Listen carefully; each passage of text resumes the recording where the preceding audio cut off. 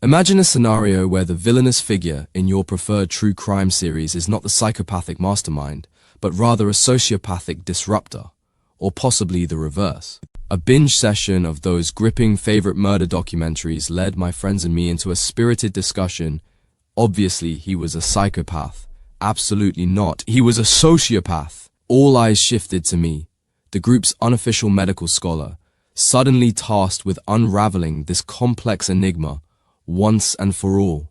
We often see these terms tossed about as if they are mere interchangeable anecdotes, yet the truth is far more intricate. One condition is rooted in genetic factors that numb empathy, while the other arises from trauma and neglect, sparking impulsive fury. By the conclusion of this exploration, you will comprehend why a psychopath can meticulously orchestrate a series of crimes without a whisper of remorse, whereas a sociopath might explode in chaos but still feel glimpses of guilt. Stay engaged, for distinguishing these nuances may safeguard you and your loved ones in a world where facades can be lethal. Psychopathy, as outlined by the Oxford Learner's Dictionary, is a serious personality disorder characterized by a chilling void of empathy, an inability to feel guilt, and an ardent pursuit of cruelty. These are not merely poor decisions, they are reflections of profound alterations in brain wiring. Research spanning decades indicates a malfunctioning amygdala, the brain's center for fear and emotion, which in psychopaths remains eerily subdued even when confronted with violent or distressing visuals. Brain scans also reveal structural anomalies in the prefrontal cortex, our decision-making nucleus, alongside irregularities in temporal and limbic regions that stifle emotional resonance and enhance cold calculation. In children, early warning signs manifest as callous, unemotional traits, bullying without remorse, a vacant gaze at another's pain, and a disconcerting talent for charm as a means to an end. Psychopaths forge superficial connections with precision, wielding charisma as a weapon rather than a bridge. While genetic predispositions lay the groundwork, these tendencies worsen unchecked. However, even the most predisposed individuals do not evolve in isolation. But understanding the roots of psychopathy offers only part of the story. Let's delve deeper into these brain differences in practice and explore why manipulation becomes a psychopath's art form. Psychopaths don't simply think differently, they perceive the world through a brain wired for reward, devoid of fear. Their amygdala, the alert system typically activated by danger, remains inert, leaving violent scenes unshocking if not amusing. Concurrently, their dopamine circuits are in overdrive. Each act of manipulation or cruelty stimulates their reward centers, teaching them that control and domination surpass any social connection. Functional MRI studies display lower activity in their prefrontal cortex, the seat of impulse control and moral reasoning, enabling them to plan ruthless acts without the usual moral restraints. Even a diminished sense of smell can be an indicator. Higher psychopathy scores correspond with reduced odor discrimination, a minor yet telling sign of broader limbic dysfunction.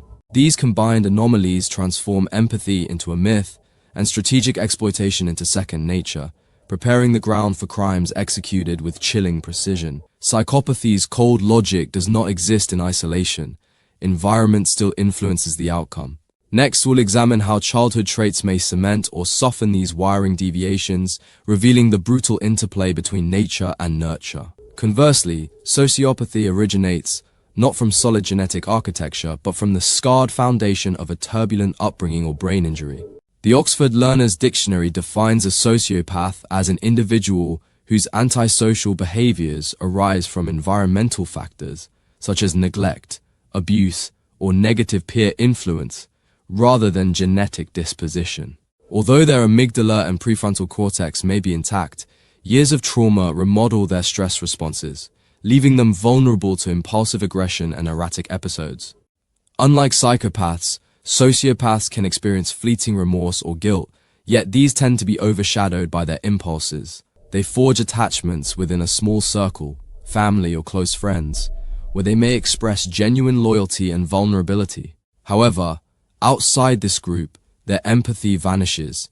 They can rapidly react in anger or frustration, often committing crimes on impulse rather than with the deliberate precision of a psychopath. Sociopaths' careers often emerge on society's periphery, such as in drug circuits or hustles that demand minimal prolonged interaction, since their volatility and poor impulse regulation make long-term commitments unattainable. Treatment often encounters obstacles. Many sociopaths reject therapy, convinced of their own irredeemability, and medications can only mask symptoms without addressing the underlying trauma. Essentially, if psychopathy is a deliberate game of chess, sociopathy is an impromptu brawl driven by survival instincts rather than innate cunning, capable of sudden violence but lacking the sustained cruelty distinctive of a psychopath's schemes. Next, we'll see how these profiles manifest in reality and where their behaviors dangerously intersect. Sociopathy takes root in bruised environments, not defective machinery. Trauma, neglect, and chronic disruption reshape an otherwise normal brain, corroding empathy and allowing impulse to reign. Clinicians classify it within the spectrum of antisocial personality disorder, yet a sociopath's hallmark is volatility, not cold calculation. They may feel brief guilt, but the pursuit of thrill easily quashes it before remorse can amend behavior. While a psychopath glides through life with cultivated charm, a sociopath charges ahead on raw impulse. They react heatedly to perceived slights, act without a blueprint, and occasionally offer a weak apology once tensions subside.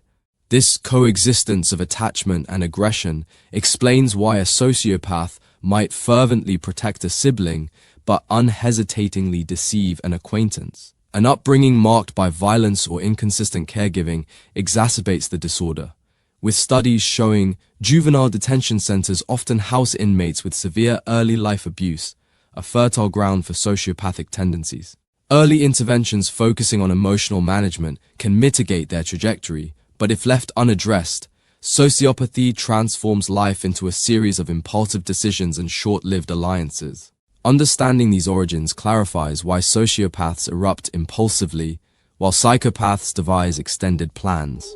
Next, we'll explore how these differences influence professional and criminal behavior, underscoring why a sociopath's impulsive nature often leads to incarceration. In the realm of employment, sociopaths habitualize unpredictability, a trait that starkly manifests in their professional lives, or lack thereof. Owing to their impulsiveness outweighing planning, they migrate between short-term positions requiring minimal foresight, day labor, cash-driven trades, or the shadowy sphere of street commerce. A 2021 University of Exeter review found that adults rich in sociopathic traits underwent thrice as many job changes as their counterparts and were twice as likely to be dismissed for aggression or policy breaches.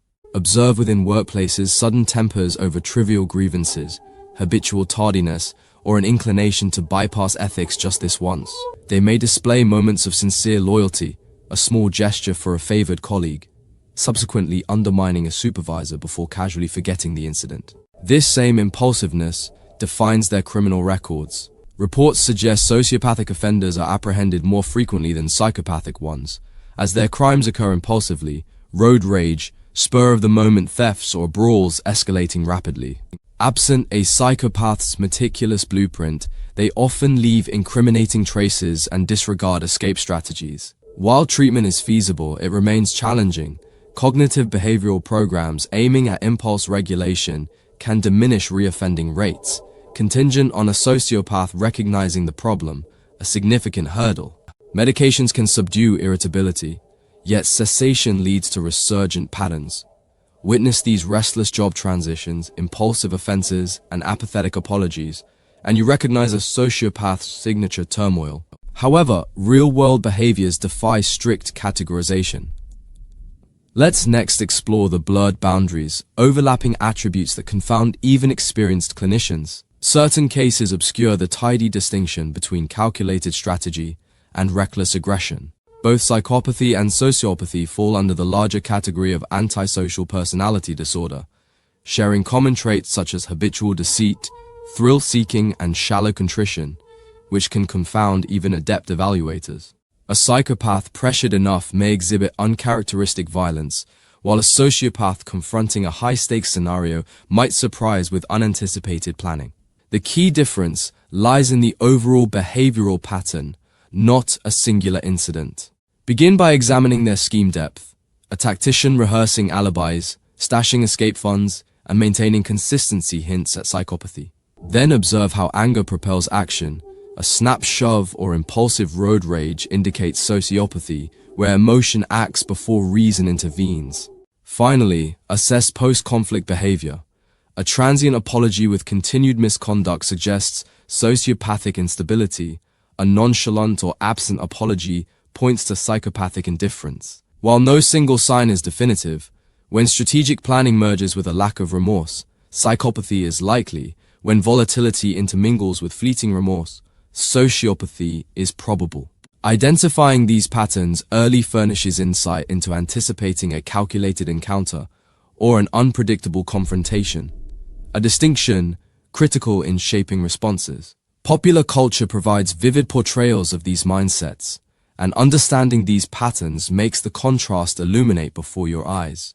In the realm of visual narratives, distinct illustrations of these two mentalities come alive, and with comprehension of their patterns, the contrast becomes undeniably luminous. Consider Netflix's depiction of Jeffrey Dahmer. Each action is meticulously orchestrated, alibis are methodically rehearsed, and every item in his apartment is strategically placed to conceal incriminating evidence. He engages neighbors with genial conversational charm, slipping effortlessly into premeditated terror. Devoid of panic, urgency, or remorse, this chilling precision embodies clinical psychopathy, scrupulous design, surface-level warmth, and a profound void of emotion. Now switch your gaze to Tommy Egan in Power. One moment he banters with friends over a drink, the next he reacts with gunfire when provoked. His wrath ignites swiftly. Choices are made in the heat of the moment, and afterward he displays fleeting regret, offering insincere apologies while plunging into another turbulent situation. These episodes of volatility, followed by transient guilt, illustrate the sociopathic cycle.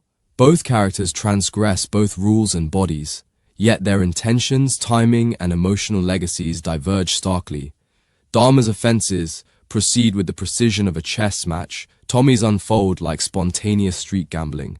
Viewing these portrayals through such a lens transforms entertainment into a diagnostic tool. The consistent rhythm, calculated execution, and lack of remorse expose psychopathy, while impulsive outbursts, sporadic aggression, and occasional guilt suggest sociopathy.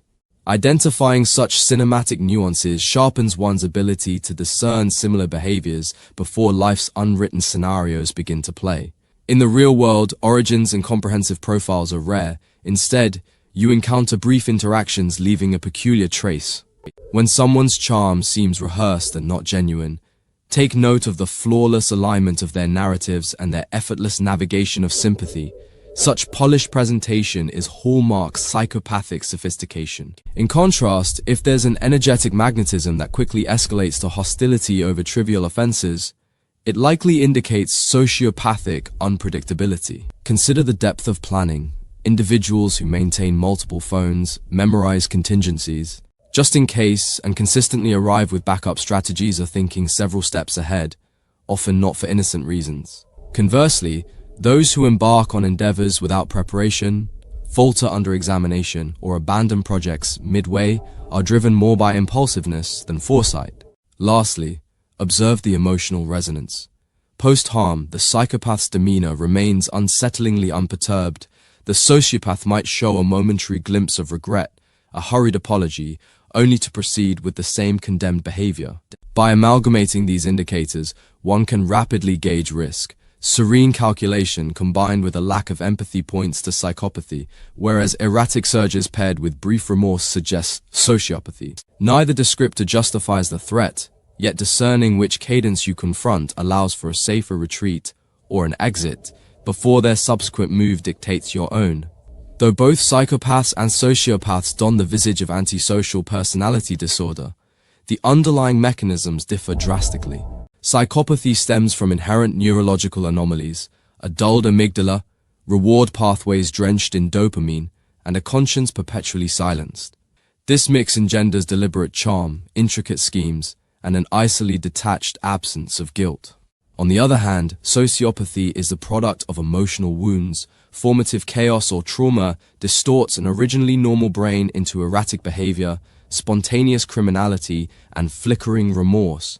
Recognize these patterns: extensive scheming versus impulsive explosiveness, constant flatness versus brief penitence, and determine whether you're confronting a strategic tactician or an impulsive fighter. This understanding extends beyond mere fact. It serves as a vital survival mechanism. If today's analysis illuminated these distinctions, leave the comment eyes open, hit like to help share this awareness, and subscribe for further explorations into the mind's most shadowed recesses, because the wisest approach to facing danger is to detect it before it has a chance to see you.